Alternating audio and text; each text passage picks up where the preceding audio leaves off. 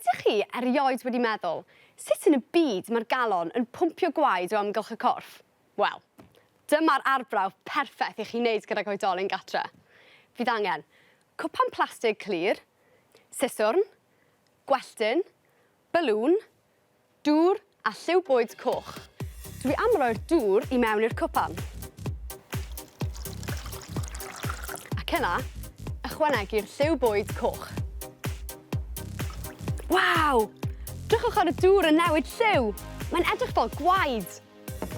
Gofynnwch chi oedolyn, dorri'r balwn i chi.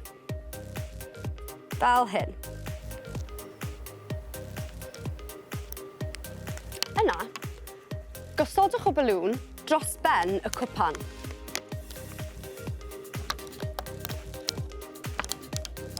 Gwnewch yn siŵr bod e'n dyn. Dwi am wneud twll bach yn y balwn. Gall oedolyn wneud hyn i chi.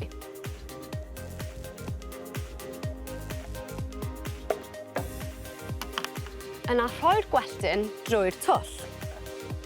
A dyna ni. Mae hwn yn mynd i ddangos i ni sut mae'r galon yn pwmpio gwaed. Pwmpio ac ymlacio. Pwmpio, ymlacio. Pwmpio, ymlacio.